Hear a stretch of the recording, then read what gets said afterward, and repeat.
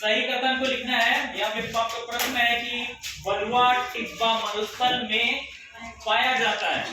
ठीक है, तो उत्तर है कथन सत्य है। बालुआ टिब्बा कहने का मतलब बालू का ढेर, ठीक है, जमा हो जाता है, हवा में बालू उड़ के आता है और कहीं पर जमा हो जाता है, तो वो हो गया बालुआ टिब्बा। तो ये मरुस्थल में पाया जाता है। मरुस्थल किसको बोलेंगे? जहाँ पे बालू ही बालू है ना, वहाँ पे खेती वगैरह नहीं हो सकता। बालू में खेती होता है कि नहीं होता है ना, तो वही चीज। तो ये कथन सत्य है।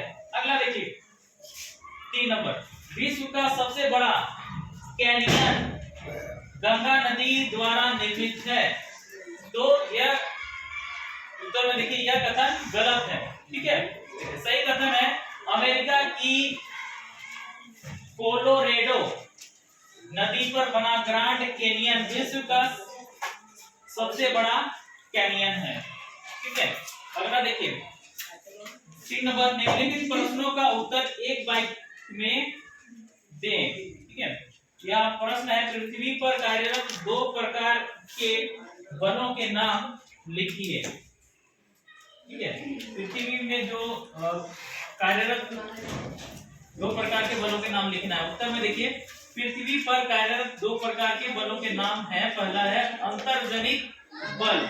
अंतर्जनित बल जो अंदर से उत्पन्न होता है, जैसे कि भूकंप और ज्वालामुखी। ठीक है, बाहिर जनित बल। बाहिर जनित बल में क्या है? आंधी तूफान ये सब। ठीक है, बाहर से होता है। आगे प्रश्न 2, मशरूम चट्टानें कहाँ पाई जाती है? ठीक है, मशरूम चट्टान, मशरूम मतलब समझते हो? हाँ, छत्रक बोलते हैं उसको हिंदी में, नीम छत्रक भी बोलते हैं, कहीं कहीं उसको भुट्टा भी बोलते हैं। ठीक है, छाता जैसा रहता है ना, इसलिए उसको छत्रक भी बोलते हैं। मशरूम चट्टानें कहाँ पाई जाती है? उत्तर देखिए मशरूम चट्टानें रेगिस्तानी चट्टानों पर पाई जाती है। रेगिस्तानी चट्टान, रेगिस्तान कहाँ जहाँ बालू है, ठीक है, तो वहां पे कोई चट्टान होगा तो क्या होता है कि बालू हवा के साथ उड़ता है, हवा में, है ना, तो उस चट्टान को जाके बालू जो है टकराता है वहां पे। ठीक है, और क्या होता है वही बालू रगड़ रगड़ के उस चट्टान को नीचे से पतला कर देता है। ठीक है, और ऊपर से छाता जैसा हो जाता है, तो वो हो गया मशरूम चट्टान। ठीक है, नीचे पतला ऊपर चौड़ा। अगला प्रश्न है 3 नंबर, गोखुर झील का निर्माण किस कारक के द्वारा होता है? ठीक है, मतलब किस कारण से गोखुर झील का निर्माण होता है बोल रहा है। ठीक है, झील मतलब क्या होता है जानते हो? क्या होता है? तालाब। ठीक है, तालाब और झील में अंतर क्या है? तालाब लोगों के द्वारा बनाया गया है, झील अपने आप बना हुआ किसी भी कारण से। ठीक है, वहां पे भूकंप हुआ या फिर ज्वालामुखी आया या कुछ भी हो सकता है और गड्ढा हो गया और उसमें पानी भर गया तो वो झील बन गया। लेकिन आदमी गड्ढा कोड़ दिया और पानी भर गया तो वो तालाब हो गया। ठीक है, तो ये देखो गोखुर झील, ठीक है, ये एक तालाब ही है, का निर्माण किस कारक यानी किस कारण से होता है? ठीक है, देखो यहाँ पर उत्तर नदियों के निक्षेपात्मक कारक द्वारा होता है। नदियों के निक्षेपात्मक कारक द्वारा होता है गोखुर झील का निर्माण। तो निक्षेपात्मक जो है ये क्या चीज है? निक्षेप करना मतलब किसी को काट छाट करना। ठीक है, तो नदी जो होता है एकदम सीधे सीधे बहता है, तुम लोग मालूम है, टेढ़ा मेढ़ा बहता है? टेढ़ा मेढ़ा नहीं बहता है, रेल लाइन है क्या नदी? वैसा तो नहीं है, टेढ़ा मेढ़ा भी होता है ना।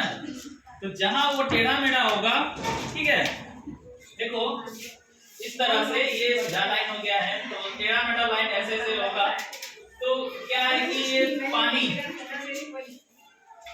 मान के चलो ऐसे घूम के आ रहा है ना, इस तरह से नदी इधर घूम गया, है ना। यहाँ पर हो सकता है बड़ा पहाड़ वहाड़ आ गया, पहाड़ नहीं होने से बड़ा मैंने क्या बोलते हैं उसको, पठार टाइप का कुछ इलाका आ गया जिसमें ऊंचा जगह आ गया, तो अब उसको नदी को ऊंचा जगह को नहीं देखेगा, इधर कम है उधर जाएगा, इधर से पार हो जाता है। ठीक है, लेकिन ये पानी देखो पहाड़ी इलाका से आ रहा है, पूरा एकदम हरा के नीचे आ रहा है, तो क्या होता है कि इधर मारता है कस की इसको, मार मार के ये जो मिट्टी था इसको खत्म कर देता है, ठीक है। खत्म कर दिया तो क्या हो गया, अब इसका रास्ता सीधा ऐसे हो गया, ऐसे बहने लगा तो क्या हो गया, धीरे धीरे अब जैसे नदी अपने साथ मिट्टी मिलाता है, तो अब इधर का मिट्टी जमा कर दिया, इसको इधर से बंद कर दिया, माने कि इस तरह से हो गया, ठीक है, इस तरह से हो गया। अब इसका रास्ता क्या हो गया, ये सीधा हो गया और यहाँ पर से ऐसे ही चांद जैसा बन गया। बैल का खुर देखो, बकरी का खुर देखा है ना, नीचे का जो पैर होता है इसी का ऐसे होता है कि नहीं, चांद जैसा, है कि नहीं आगे से। तो ये हो गया गोखुर, इसी के लिए इसको बोला जाता है गोखुर, मतलब बैल का खुर पांव के जैसा है बोल के, ठीक है। तो ये झील बन गया, तालाब, है ना। तो ये है नदियों के नीचे पात्र में कारक, ठीक है, कारक यानी कि कारण। समझ में आ गया, क्लियर है।